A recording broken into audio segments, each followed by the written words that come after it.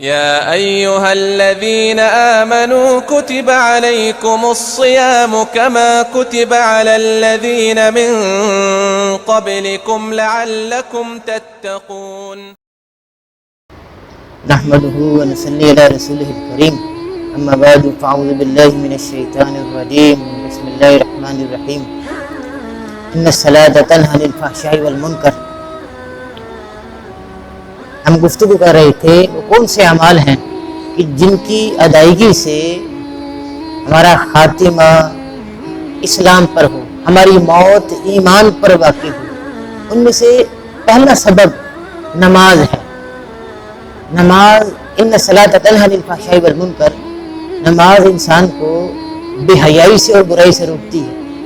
یہ دو ہی طرح کے برے کام ہیں جس کو قرآن اس چھوٹی سی آیت میں ذکر کرتا ہے.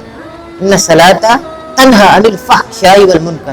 فحشاء انتہائی بے حیائی کے کام جس کو کافر بھی ناپسند کرتے ہیں، یعنی لواطت، زنا، یہ عربی زبان میں فحشاء اس کے معنی ہے، اور منکر قانون کی خلاف ورزی. تو نماز پڑھنے سے ان دونوں طرح کے گناہوں سے انسان رک جاتا ہے. شرط یہ ہے کہ وہ نماز کو اس کے آداب اور شرائط کے مطابق کما حق کو ادا کرے. یہ شرط ہے. ایسی نماز نہیں کہ جو کہ منہ پر دے ماری جائے گی. ایسی نماز کے جس میں خشیت ہی نہ ہو. نماز میں ایک طرح کا صبر موجود ہے. نماز کے بیچ میں جو وسواس آتے ہیں، ذہن میں جو بار بار خیالات آتے ہیں، ان کو جھٹکنے کے لیے ہمت صرف کرنا. جب یہ معرکہ ایمان و مادیت ہوتا ہے تو قوت صرف ہوتی ہے. خیالات آتے ہیں، جھٹکنا، بار بار دور کرنے کی کوشش کرنا، یکسوئی پیدا کرنا نماز میں. تو یہ آہستہ آہستہ قوت پیدا ہوتی ہے کہ جو انسان کو گناہوں سے روکتی ہے. حدیث میں آتا ہے، آپ نے فرمایا جعلت قرۃ عینی فی الصلاۃ، میری آنکھوں کی ٹھنڈک نماز میں بنا دی گئی. معلوم ہوا نماز کے بیچ میں ایک طرح کا سکون اور اطمینان موجود ہے. نبی علیہ الصلوۃ والسلام حضرت بلال سے ارشاد فرماتے، یا بلال ارحنا بالصلاۃ، بلال ہمیں نماز کے ذریعے راحت پہنچائیے. معلوم ہوا نماز سے راحت ملتی ہے. نماز کے بیچ میں راحت موجود ہے. نماز کے بیچ میں آنکھوں کی ٹھنڈک موجود ہے. تو کبھی ہمیں ایسا معلوم ہوا، کبھی ہمارے ساتھ ایسا ہوا کہ نماز ہمیں اچھی لگتی ہو، نماز کا پڑھنا ہمیں بھاری معلوم نہ ہو، نماز کا پڑھنا ہمیں دشوار معلوم نہ ہو. ہم نماز پڑھنے کے لیے مسجد میں آتے ہیں، آنا پڑتا ہے، مجبوراً آتے ہیں، فرض ہے. کہ ذہن میں خیالات ہوتے ہیں. یہ ذہن سازی ہے ہماری کہ کیونکہ فرض ہے تو پڑھنا پڑے گا. لیکن نماز اس طرح سے پڑھی جائے کہ بعد میں بہت ہلکے پھلکے معلوم ہو.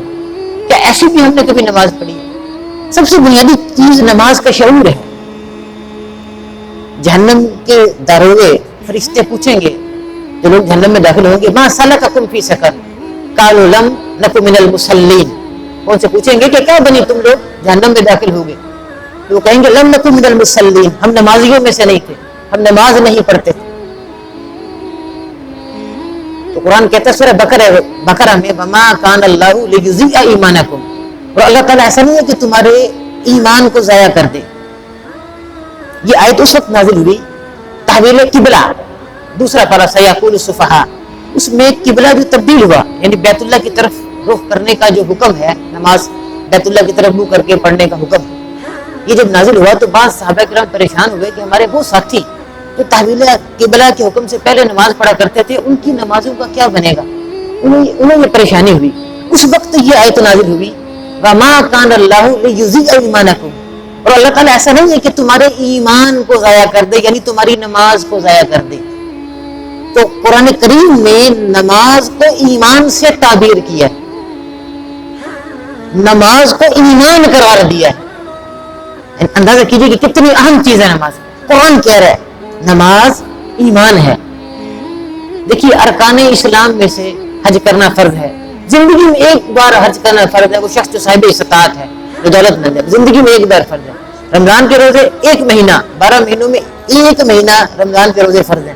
اگر کوئی شخص بیمار ہے یا مسافر ہے تو وہ دوسرے دنوں میں بھی روزہ رکھ سکتے ہیں. زکوٰۃ صاحب نصاب پر فرض ہے، جو نصاب کو پہنچتا ہے اس پر زکوٰۃ فرض ہے. لیکن نماز ویسے ایک طالب علم کے جتنا میں سمجھتا ہوں، جانتا ہوں، جو میں نے دین سیکھا ہے، مرد کو کسی حالت میں نماز معاف نہیں. عورتوں کے لیے کچھ حالتیں ایسی ہیں جن میں وہ نماز ان کو معاف ہے. مرد کو کسی حالت میں نماز معاف نہیں. اگر وہ بیمار ہے شدید تو 2 نمازیں اکٹھی کر لیں. بہت زیادہ بیماری ہے 2 نمازیں اکٹھی ہو سکتی ہیں, ظہر اثر مغرب عشاء, اگر الگ پڑھنی بیٹھ کر پڑھ لے, لیٹ کر پڑھ لے. یہ حالات کے مطابق اگر بیماری ہے بیٹھ نہیں سکتا تو لیٹ جائے, اشارے سے نماز پڑھ لے, لیکن نماز معاف نہیں, نماز ضرور پڑھیں. تو ہم نماز کو سیکھنے کی کوشش کریں, اصلاح کریں. پہلے علماء میں بڑی خشیت تھی, بڑی توجہ کے ساتھ نماز پڑھتے تھے, بڑی محنت کرتے تھے. انہیں یہ فکر دامنگیر رہتی تھی کہ ہماری نماز ایسی نماز ہے کہ جو اللہ کو مطلوب ہے, کہ ہمارے ذہن میں کبھی یہ خیال ہے کہ ہم اللہ کی مطلوبہ نماز پڑھتے ہیں, جو اللہ چاہتا ہے جیسی نماز ویسی نماز پڑھتے ہیں. اللہ تعالیٰ ہم کو ویسی نماز پڑھنے کی توفیق عطا فرمائے جس سے وہ خود خوش ہو جائے. وآخر دعوانا الحمد للہ.